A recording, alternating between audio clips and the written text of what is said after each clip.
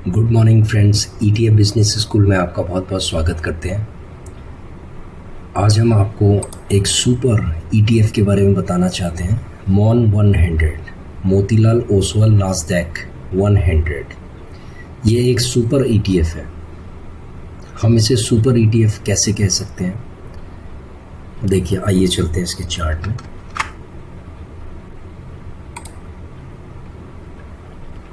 देखिए, इसका पूरा चार्ट आपको नज़र आ रहा होगा। ये डेट आपको दिख रही होगी 5/1/2023। इसका मतलब है कि 5 जनवरी 2023 को इसकी जो वैल्यू थी वो थी 87 रुपये की। ठीक है, और आज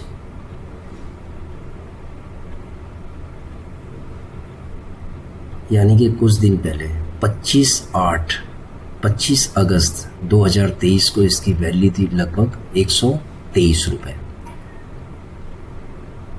87 रुपये से 123 रुपये पे ये चला गया है। इसीलिए हम कहते हैं कि जो लॉन्ग टर्म इन्वेस्टिंग है ये हमेशा आपको प्रॉफिट बना के ही देगी। ठीक है, ये एक सुपर ईटीएफ है मॉन 100, लेकिन हम आरएसआई का इस्तेमाल करके हम इसमें इन्वेस्टिंग करेंगे। जैसे आरएसआई जब ये 40 से नीचे था तो हमारी एक बाइंग लेवल आ रही थी कि थोड़ा थोड़ा करके इसमें इन्वेस्टमेंट करना है।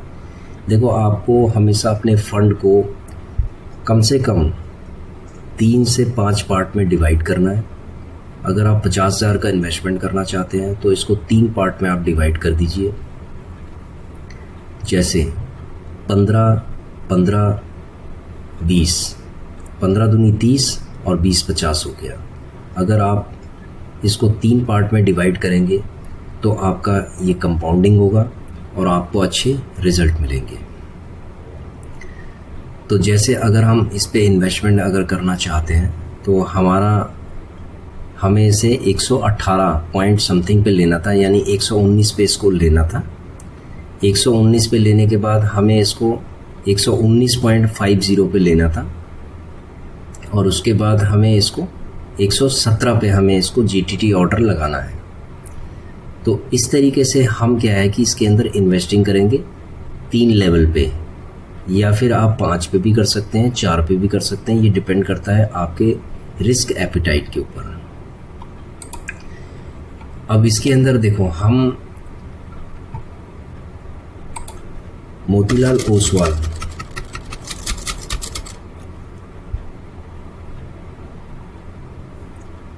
नास्डैक 100 है। इसकी कंपोजिशन कितनी अच्छी है। ये एक फॉरेन इक्विटी की कंपोजिशन है। जैसे इसमें जो कंपनियां हैं, जैसे एप्पल हो गया, माइक्रोसॉफ्ट हो गया, amazon.com हो गया, एनवीडिया कॉरपोरेशन हो गया, फेसबुक हो गया, टेस्ला हो गया, ब्रॉडकॉम हो गया, अल्फ़ाबेट हो गया, Alphabet incorporation, Alphabet, class C, PepsiCo, ये सारी कंपनियां, ये जो कंपनियां हमने बताई हैं, इनका शेयर होल्डिंग जो परसेंटेज है ये भी हमने यहाँ पर दिया है 3rd कॉलम में। तो कितनी टॉप क्लास की जो कंपनियां हैं उसका ये कंपोजिशन है मॉन 100। तो आप समझ सकते हैं कि ये ज़ीरो होने का तो मतलब भी नहीं है, पहली बात। दूसरी बात, इसके अंदर ग्रोथ बहुत अच्छी है। तो जितना ये नीचे गिरता है उतना आप उठाते जाइए इसको, लेकिन हमें अपने सेटअप के हिसाब से काम करना है। जो हमारा सेटअप बनता है हमें हमेशा अपने सेटअप के हिसाब से काम करना है। अगर हमारा आरएसआई 40 से नीचे जाता है तो हमें धीरे धीरे करके इसको बाई करना है, और जब ये 60 पे चला जाएगा तो हमें अपना सेल करना है। ठीक है, तो आरएसआई का बेसिक फंडा यही है। हमने इसके ऊपर पिछली जो वीडियोस थी हमने उसमें आरएसआई में मैथमेटिक्स किस तरीके से इस्तेमाल होती है, आरएसआई कैसे काम करता है, इस चीज़ को हमने समझा। तो अब हमें इसके ऊपर पूरा भरोसा है, पूरा विश्वास है कि आरएसआई वास्तव में काम करता है। इसके पीछे क्या मैथमेटिक्स है उसको भी हमने समझा। तो अब हम इसमें डरने वाले नहीं हैं। तो इस तरीके से हम अपना काम करेंगे। मॉन 100 का चार्ट आप देख रहे होंगे। ठीक है, इसमें कितनी ग्रोथ है। तो आइए चलते हैं हम कि हम जीटीटी ऑर्डर कैसे लगाते हैं। जैसे सपोज़ हमें 50,000 का फ़ंड लगाना है, तो हम कैसे लगाएंगे। तो सबसे पहले हम इसका चार्ट समझ लेते हैं कि चार्ट में हमें कैसे, अभी RSI 47 के आसपास है, तो हम इस पर जीटीटी ऑर्डर हम जो लगाएंगे वो लगाएंगे 119 का लगाएंगे। 119.5 का हम लगा लेते हैं जीटीटी ऑर्डर।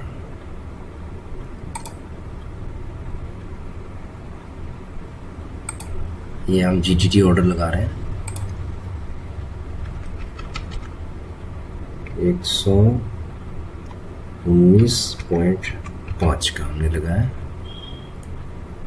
क्वांटिटी हमने इसकी ली है अभी 100 हमने इसमें की है। इसका प्राइस भी हम उतना ही कर देते हैं 119.5। ये हमने ऑर्डर लगा दिया। जीटीटी ऑर्डर हमने देखा कि मोन 100 हमारा 119.5 पे लगा हुआ है। अब हम दूसरा ऑर्डर लगाएंगे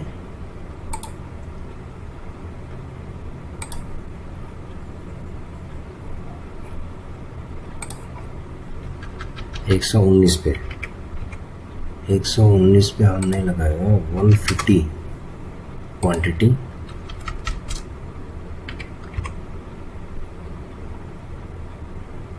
इसको हमने प्लेस कर दिया। उसके बाद हमने एक और जीटीटी ऑर्डर लगाया, ये लगाया हमने 117 पे। 117 पे हमने लगाया और इसमें हमने लिया 200 क्वांटिटी। ठीक है, ये हमने जीटीटी ऑर्डर लगाया। अब जीटीटी ऑर्डर लगाने के बाद यदि आपका बाय हो जाता है तो आपको क्या करना है, अपने जर्नल को फॉलो करना है। ठीक है, आपको अपनी जर्नल को फॉलो करना है। आपको जो हमने जर्नल भेजी है आपने इसके अंदर रिकॉर्ड करना है। जैसे जैसे बाइंग हो गया, सपोज़ आपने बाय किया तो आपने क्या करना है, ऑर्डर सीरियल नंबर में सीरियल नंबर डालना है, ऑर्डर में ऑर्डर डालना है, डेट डालनी है, कब लिया, कितनी क्वांटिटी लिया आपने, उसके बाद अमाउंट कितना था इसका, उसके बाद ब्रोकरेज कितनी लगी है, टोटल बाइंग प्राइस कितना है इसका, बाइंग अमाउंट कितना है। फिर उसके बाद है सेलिंग के लिए डेट हो गई, एवरेज वैल्यू क्या है इसकी या जो वैल्यू है इसकी। उसके बाद सेल काउंट कितना है, टोटल जो क्वांटिटी है वो कितनी है। उसके बाद सेल वैल्यू कितनी है और टोटल अमाउंट कितना है इसका, ब्रोकरेज कितनी है और प्रॉफिट कितना है। प्रॉफिट का मतलब है कि अगर सेल हो चुका है तो हम इसमें सेल माइनस बाय करेंगे तो इसमें प्रॉफिट आ जाएगा कि टोटल हमारा प्रॉफिट कितना है। ठीक है, तो इस तरीके से ये जो जर्नल है ये मेंटेन करना बहुत ही ज़्यादा ज़रूरी है।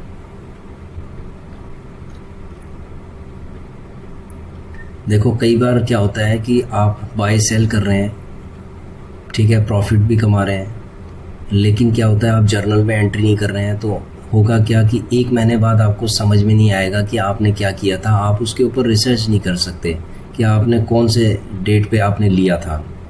ठीक है, तो इसलिए इसको मेंटेन करना बहुत ज़रूरी है।